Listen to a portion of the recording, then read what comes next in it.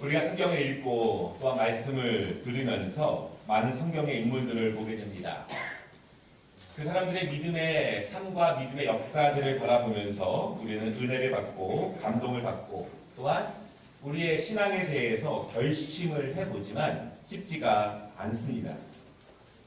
우리의 현실적인 삶이 힘들고 또 나름대로 열심히 신앙생활을 하고 있지만 내 자신에게서 특별한 발전이나 진보가 많이 보이는 것 같지가 않습니다. 성경의 인물들이 아니더라도 한국과 세계에 있는 많은 그리스도인들 가운데서 멋지고 능력 있는 사람들이 많이 있습니다. 큰 기업을 일으켜서 선교에 동참하기도 하고 유명한 가수나 배우가 되어서 하나님의 이름을 높이기도 합니다. 구호원을 설립하고 자선단체를 만들어서 정말 어려운 사람들을 우리나라와 또한 세계 곳곳에 돕는 사람들을 바라보면서 우리가 은혜를 받고 또한 감동을 받고 또한 동참하기도 합니다. 그러나 위대한 많은 그리스도인들을 바라볼 때마다 나 자신을 생각하게 되고 그럴 때마다 부족한 나의 모습을 계속 생각할 수밖에 없습니다. 나도 큰 꿈을 위해서 기도했었고 나도 하나님의 큰 사명을 멋지게 감당해보고 싶은 마음이 있고 나도 내가 하는 그 분야에서 열심으로 성공하여서 하나님의 일을 많이 하고 싶고 전도도 하고 선교도 하고 싶지만 그럴수록 나 자신에 대한 부족함을 스스로 많이 느끼게 됩니다. 나는 환경이 어려워서 나는 상황이 어려워서 그런 마음을 갖다 보면 멋진 그리스도인들을 바라보면 그들에 비해서 나는 또한 가까이 하기에 너무 먼 당신 같은 그런 마음이 우리 안에 지속적으로 들게 됩니다.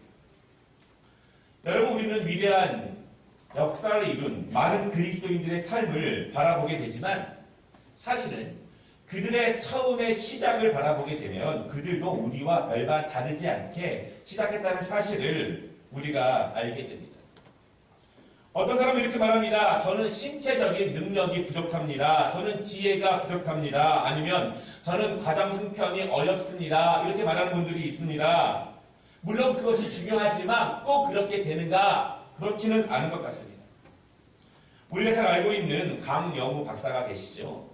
그분이 중학교 2학년 때 시각장애인이 되었습니다. 시각장애인으로 태어나서 성장하는 것도 어렵지만 중간에 시각장애인이 되는 것이 훨씬 더 어렵고 힘들다 그렇게 이야기를 합니다. 시각장애인이 되기 얼마 전에 아버지가 돌아가셨습니다. 그리고 장애인이 된 이후에 얼마 후에 어머니가 돌아가셨습니다. 그래서 세 남매가 뿔뿔이 흩어지게 되었고 이제 구어원에 간 이 강영우 박사는 내민 학교에 처음으로 들어가서 거기서 생활을 하게 됩니다. 그런데 그가 처음 들은 말이 무엇이냐면 이제 너는 여기서 열심히 공부를 해봤자 소용이 없고 점쟁이가 되거나 아니면 안마사가 되어서 너의 인생을 살아갈 것이다. 그런 이야기를 계속 듣게 됩니다. 그렇지만 마음에 공부하고 싶은 마음이 계속 끊이지 않는 거예요. 공부할 수 없는 환경이지만 상황이지만 도와주는 사람도 없지만 그 자리에서 점자를 배우면서 대학을 목표로 상상하면서 준비하기 시작합니다. 그때 여러분 자원봉사자로 왔던 한 여대생이 그 모습을 보고 도와주게 됩니다. 그리고 결국 대학까지 진학하게 됩니다. 그 여대생이 나중에 강영우 박사의 아내가 됩니다. 여러분 그 아내가 서블록 여사인데요. 부모도 없이 한 내민 학생이 너무나 처절하게 공부하고 애쓰는 모습을 바라보면서 마음에 이런 확신이 들었다고 합니다. 아, 하나님께서 저 학생과 함께 하시는구나. 하나님께서 저 처절한 모습을 바라보면서 나에게 주시는 말씀은 저 학생을 돌보기를 원하시고 하나님께서 함께 하시기를 원하시구나 그 마음을 갖게 됩니다. 그리고 많은 사람들의 반대가 있었지만 결혼해서 남편의 학업을 뒷받침하게 됩니다. 우리가 아는 것처럼 강영우 박사는 후에 미국까지 유학을 갑니다. 그리고 박사가 됩니다. 그리고 미국 국무부에서 국가장애위원회 정책분과위원장으로서 오랫동안 일을 하게 됩니다. 신체적인 능력, 어려운 환경과 상황, 여러분 그것이 내가 꿈꾸는데 내가 꿈을 이루는데 어려움을 주기도 하지만 그것 때문에 이루지 못하는 것은 아니다라고 하는 사실을 여러분 믿으시기를 바랍니다. 우리 교회에도 송신대학에 다니는 학생들이 몇 명 있죠. 지난달 4월에 송신대 총장으로 선출된 이재석 교수가 계시는데요. 그분도 15살 때 시각장애인이 되셨습니다. 그분도 마찬가지예요. 꿈을 가지고 환경이 안 됐지만 열심히 공부해서 신학교에 입학하고 목사가 되었습니다. 유학하고 또한 교수가 되었습니다. 그리고 평생 송신대학에서 교수로 생활을 하시다가 올해 은퇴하시고 올해 총장이 되셨습니다. 근데 여러분 이분이요. 지금으로부터 35년 전인 그분의 나이 30살 때 한국 미랄 선교회를 만들고 또한 세계 미랄 재단을 만들게 되었습니다. 굉장히 큰 단체인데요. 이 재단을 통해서 장애인 선교와 복지의 최전선에서 사명을 감당하고 계십니다. 오늘 설교의 요점은 이것입니다. 우리는 어떤 믿음의 사람들이나 성경 인물들이 이룬 성과나 그 사람들이 달성한 어떤 위대한 일을 바라볼 때 우리는 이런 마음을 갖습니다. 그렇게 큰 일은 하나님이 처음부터 예정하신 그 사람들을 통해서만, 특별한 사람들을 통해서만 하나님은 이루시는 거야. 그렇다면 나와는 별로 상관이 없어. 이런 마음을 가질 때가 있습니다. 또한 그런 마음이 계속 지속되면 나는 너무 부족하고, 나는 믿음도 연약하고, 나는 가정 형편도 안 되고, 상황도 어렵기 때문에 나는 그 일을 할 수 없어. 여러분, 그렇지만 분명히 믿으시기를 바랍니다. 하나님의 위대한 일은 하나님이 정해놓으신 사람을 통해서만 이루시는 것이 아니라는 사실을 여러분 믿으시기를 바랍니다.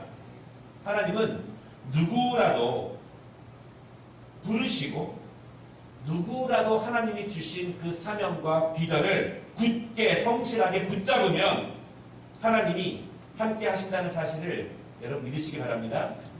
아멘. 하나님의 큰 일은 갑자기 이루어지지 않습니다. 어떻게 해야 되느냐? 평상시에 잘하는 것이 중요합니다. 우리의 일상의 삶 속에서 순간순간마다 우리의 내면에서 가르치시는 성령님의 가르침에 순종하고 따르는 훈련들이 내 안에 차곡차곡 쌓여 나가야 합니다. 그 훈련들이 쌓이게 되면 우리는 결국 하나님의 위대한 역사에 동참하게 됩니다. 나는 그 위대한 일을 하려고 한 것이 아니었지만 오늘 이 자리에서 일상적인 삶 속에서, 평범한 삶 속에서도 성령님이 주시는 감동을 따라 순종으로, 믿음으로 나아가는 그 역사들이 모여서 하나님의 위대한 일들이 완성된다라고 하는 것입니다. 큰 역사는 일상의 삶의 자세와 태도가 모여서 이루어지는 것이지 어느 날 갑자기 이루어지는 것은 아니다라고 하는 것이 오늘 말씀의 요지입니다. 오늘 두 가지로 우리가 함께 읽은 그 족보를 통해서 함께 은혜를 나누기를 원하는데요. 첫째로 우리 한번 따라 하겠습니다. 보아스는 오벳을 낳았다. 여러분 오늘 본문은요, 이스라엘 족보 중에서도 특별히 다윗의 족보입니다. 우리가 함께 읽은 말씀은 역대상입니다. 역대상, 역대하 이렇게 말하는데요. 이것의 저자는 학사 에스라입니다. 에스라는 언제 사람이냐면 이스라엘과 유다가 멸망당한 후에 포로로 끌려간 이스라엘 백성들이 바벨론에 있을 때 거기서 태어난 제사장 가문의 후손이 바로 에스라입니다. 멸망당한 이스라엘 사람들이 바벨론과 후에는 페르시아 아래서 포로 생활을 하게 됩니다. 그런데 에스라는 그곳에 태어났습니다. 그리고 그곳에서 하나님의 말씀을 가르치는 사람이었습니다. 그리고 그곳에서 우리가 다시 하나님의 말씀으로 돌아가야 한다를 강조하던 그런 사람입니다. 여러분, 그 당시 있는 사람들은요, 포로기에 태어난 사람들입니다. 이미 이스라엘이 망한 다음에 70년이 흐른 그 다음에 살아가던 그런 사람들입니다. 그들에게 에스라가 가르칩니다. 우리가 앞으로 고향 땅으로 돌아갈 것이다. 그곳에서 하나님을 잘 섬기면, 우리나라는 망한 나라지만 하나님을 잘 섬기면 하나님께서 다시 이스라엘을 일으켜 주실 것이다. 다윗 왕국처럼 위대한 국가를 세워주실 것이다 라고 가르치면서 이 역대기를 기록한 것입니다. 다윗은 위대한 이스라엘의 왕입니다. 하나님 그를 통해서 위대한 나라를 세우셨습니다. 다윗의 왕국을 통해서 우리가 볼 수 있는 것은 하나님이 함께 하시면, 하나님께 바로 서면 하나님이 그 사람을 통해서 얼마나 위대한 하나님의 나라를 세우시는가를 우리에게 보여주고 있습니다. 지금도 유대인들은요, 메시아가 오면 그 메시아께서 다윗 왕국처럼 위대한 왕국을 세워주실 것이다, 그렇게 믿으면서 지금도 그들은 살아갑니다. 여러분, 그런데요, 그 다윗의 위대한 왕국은 다윗 혼자 이루는 것이 아닙니다. 오늘 족보를 보게 되면 다윗의 조상들이 있습니다. 그 위에 할아버지들이 있습니다. 그들의 삶의 열매와 삶의 내용들이 모여져서 다윗까지 이르게 되었다라고 하는 것입니다. 만약에 다윗의 조상 가운데 누구 하나라도 믿음으로 살지 않았다면 그 믿음의 계보가 다윗까지 이르렀겠느냐라고 하는 것입니다. 오늘 본문에서 주목하고 싶은 사람이 12절에 있는 보아스입니다. 여러분, 그런데요, 보아스의 아들이 오벳입니다. 오벳. 그러면 오벳의 어머니는 누굴까요? 누굴까요? 오벳의 어머니는 룻입니다. 보아스와 룻을 통해서 오벳이 태어났고, 오벳의 자손을 통해서 다윗이 태어나게 되었습니다. 우리가 알다시피 보아스와 룻은 믿음의 사람이죠. 그러나 평범한 믿음의 사람이었습니다. 아니, 조금 어려운 환경 가운데 있는 믿음의 사람이었습니다. 그들은 자신들의 후손을 통해서 다윗이 탄생할지 전혀 기대하지 못했습니다. 그들은 그들의 후손을 통해서 위대한 나라가 불과 100년, 200년 후에 건설될지 전혀 몰랐습니다. 보아스와 룻은 그저 그들의 상황에서 그들이 할 수 있는 가장 평범한 순종을 늘 하게 됩니다. 특별히 삶에서 가장 어려운 순간, 그 어려운 순간에 자기 뜻대로 하지 않고 그때 하나님의 말씀에 순종하는 사람들이었습니다. 그 평상시의 순종들이 모여서 다윗 왕국까지 이르게 되었다라고 하는 것입니다. 우리가 아는 것처럼 룻은 이방 여인입니다. 여러분, 유대 땅에서 살던 한 사람이 그 유대 땅에 흉년이 들어서 아내와 두 아들을 데리고 모압 지방 이방 땅으로 가게 됩니다. 그런데 그 이방 땅에서 그 아버지가 죽게 되었고, 아들들이 결혼을 했는데 그 결혼한 아들들도 죽게 되었습니다. 그래서 어머니 나오미는 이방 며느리인 두 며느리를 데리고 다시 고향 땅으로 돌아오게 됩니다. 남편이 없습니다. 아버지도 없습니다. 살 길이 막막합니다. 그래서 나오미는요, 두 며느리에게 각각 자기의 친정으로 돌아가라 이렇게 권면을 합니다. 남편도 없는데 누구를 의지하겠느냐, 젊은 며느리들에게 집으로 돌아가라 그렇게 이야기를 합니다. 그때 큰 며느리 오르바는 고향으로 돌아갑니다. 그런데 둘째 며느리 룻은 그렇게 하지 않습니다. 혼자 살아갈 어머니를 두고 떠날 수 없었습니다. 그래서 룻이 이렇게 말합니다. 내게 어머니를 떠나며 어머니를 따르지 말고 돌아가라. 강건하지 마옵소서. 어머니께서 가시는 곳에 나도 가고 어머니께서 머무시는 곳에 나도 머물겠나이다. 어머니의 백성이 나의 백성이 되고 어머니의 하나님이 나의 하나님이 되시리니 어머니께서 죽으시는 곳에서 나도 죽어 거기 묻힐 것이라. 만일 내가 죽는 일 외에 어머니를 떠나면 여호와께서 내게 벌을 내리시고 더 내리시기를 원하나이다. 룻의 외침입니다. 룻은 비록 이방 여인이었지만 시어머니를 통해서 하나님을 만나게 되었습니다. 그리고 가장 어려운 시간에, 가장 힘든 시간에 자기를 위한 결정이 아니라 그가 그동안 배운 신앙에 의한 하나님의 뜻을 결정의 수단으로 사용하게 됩니다. 고향으로 돌아가지 않고 어머니를 돌봅니다. 그렇다고 미래가 부담된 것이 아닙니다. 하나님의 말씀대로 순종을 했지만 먹을 것이 있는 것도 아닙니다. 어떻게 살아야 할지 막막합니다. 그래도 그때 룻은 하나님의 말씀을 따랐다라고 하는 것입니다. 오벳의 아버지는 보아스입니다. 보아스는요, 룻의 시아버지의 먼 친척입니다. 가난한 젊은 여인이 자신의 밭에서 떨어진 이삭들을 줍는 모습을 바라보게 됩니다. 그런데 알고 보니 자신의 먼 친척의 가족이라는 사실을 이 보아스가 알게 됩니다. 여러분 성경을 보면은요, 율법에 이런 규칙이 있습니다. 남편이 죽고 살 길이 막막한 사람들, 특별히 자식이 없거나 어린 자식이 있는 그 여인들에 대해서 가장 가까운 친척들이 그 사람의 생계를 책임져 주도록 그렇게 고르반이라고 하는 법칙이 있습니다.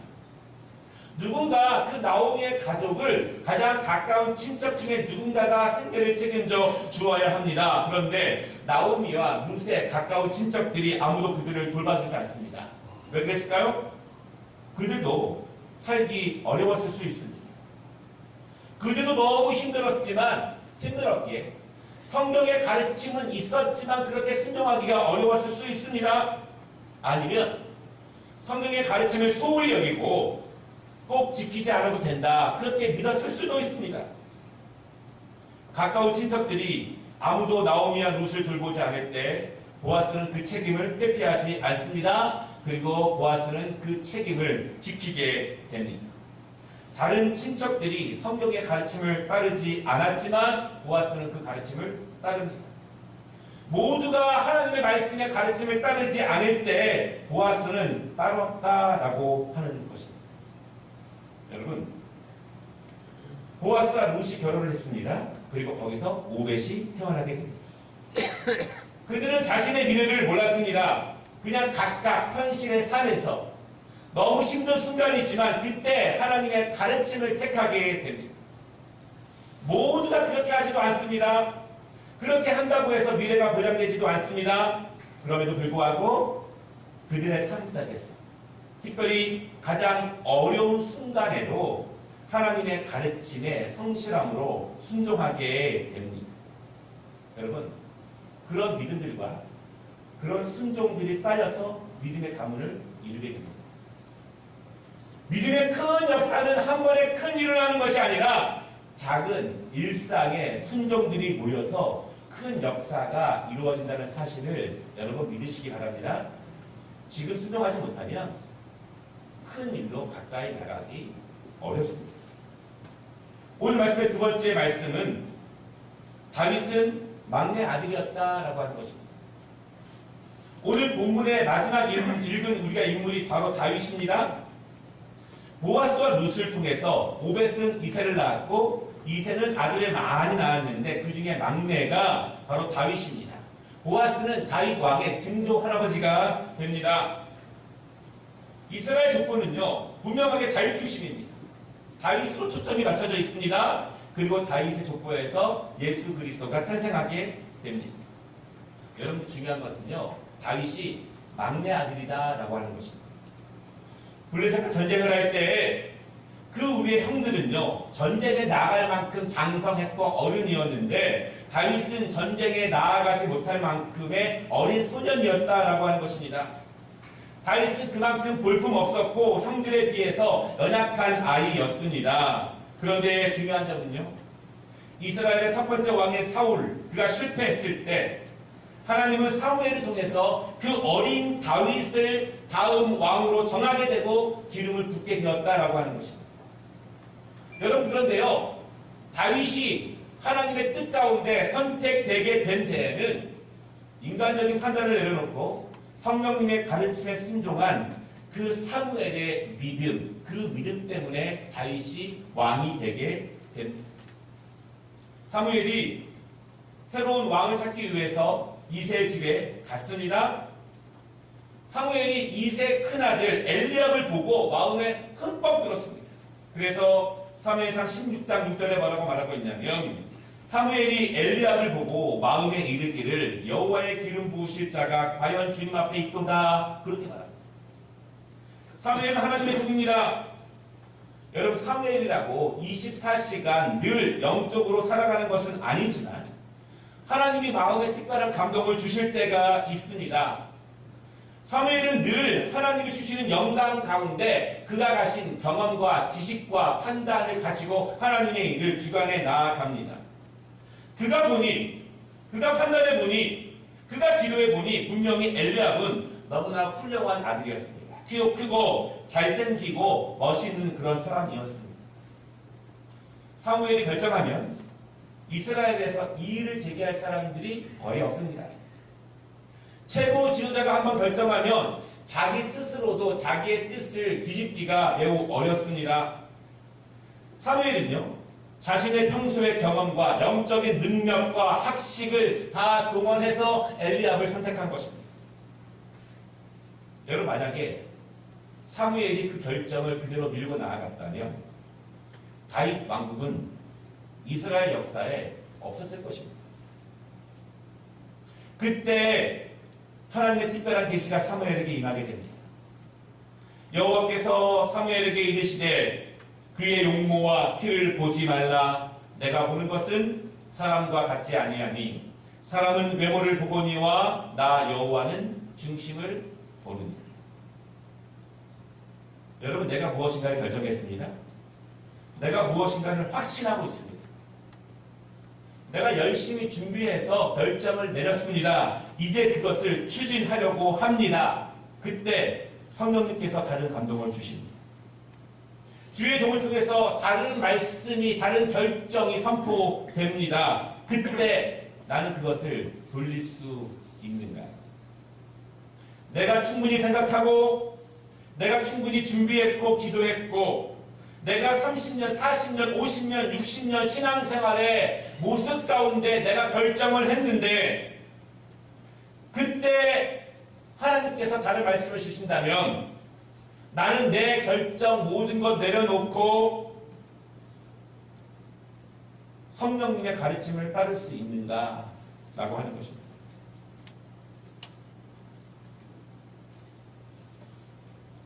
여러분, 사무엘도 사람이지만 보통 사람은 아닙니다. 그가 엘리압을 선택했을 때 어디 잘생긴 외모만 보고 선택했겠습니까? 그 사람의 스펙, 신앙, 평판, 됨됨이, 평소 하는 모습, 그 사람의 은사 다 보고 엘리압을 선택했을 것입니다.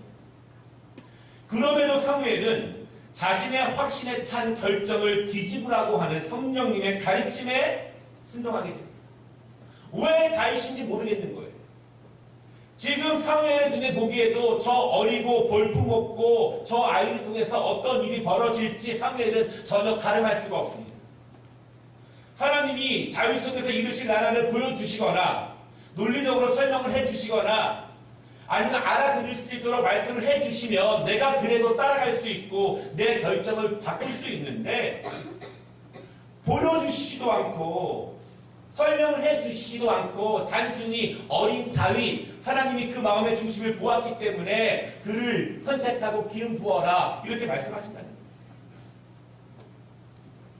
나는 자료도 있고 나는 준비도 했고 나는 경험을 가지고 모든 것을 철저하게 준비했는데 성령님께서 아무런 이유도 없이 단순하게 그것이 내 뜻이 아니다, 돌이켜라 이렇게 말씀하셨을 때 우리는 그렇게 갈 수 있느냐라고 하는 것입니다.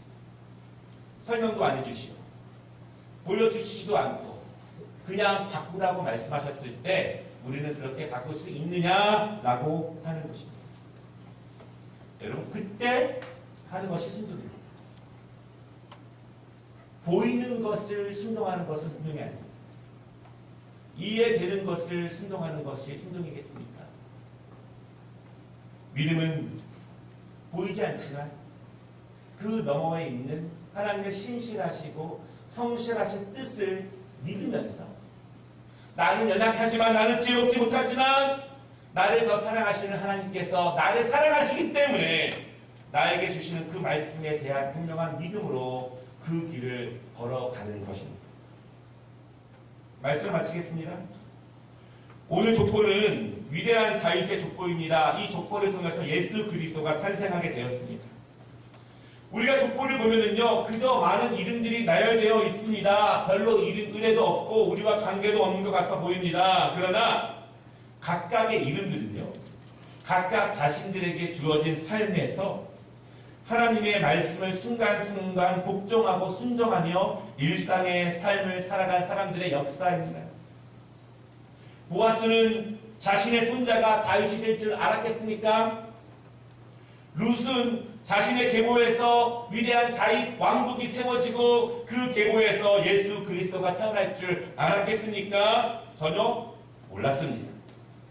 다만 그들은 자신의 시간 속에서 자신의 일상적인 삶에서 자신의 환경과 상황 가운데에서 최선을 다해서 그때그때마다 하나님의 말씀을 순종으로 받으려고 노력했던 사람들입니다. 일상에서 하나님의 말씀을 들으려고 노력한 사람들입니다. 여러분, 일상의 순종이 중요합니다. 사무엘은 자신이 분명하게 확신하고 결정했지만 그가 그의 주장을 꺾었습니다. 무엇에 의해서? 하나님의 말씀에 의해서. 하나님의 감동에 의해서 꺾었습니다. 그때 다윗이 선택되었습니다. 여러분, 우리가 위대한 믿음의 사람들처럼 크고 위대한 일을 하지 못할 수 있습니다. 그리고 우리의 삶 전체를 통해서 정말 위대한 일들이 나타나지 않을 수도 있습니다. 그러나 우리가 일상 속에서 매 순간마다 예배와 기도와 섬김과 충성과 예수의 제자다운 삶을 살기 위해서 일상 가운데 내 마음에 갈등 생길 때, 두 가지의 가치가 대립될 때, 어디로 갈지 몰라 할 때, 그때 하나님의 말씀을 붙잡는 훈련들, 그 훈련들이 가문의 전통이 되는 것이고 집안의 가풍이 되는 것이고 그것이 그 집안 가운데 일하시는 하나님의 능력이 되는 것입니다. 여러분, 할 수 없지만 그렇게 되기 어려운 순간에 내가 이미 결정했고 내가 이미 계획을 세운 그 순간에도 그때 성령께서 우리에게 말씀하시는 그 음성의 귀를 기울이시기를 바랍니다. 우리의 일상의 순종이 우리의 자손들을 통해서 또 다른 다윗을 만들 수 있음을 여러분 믿으시기를 바랍니다. 우리의 삶 가운데 하나님께서 함께해 주시기를 주님의 이름으로 축원합니다. 기도하겠습니다.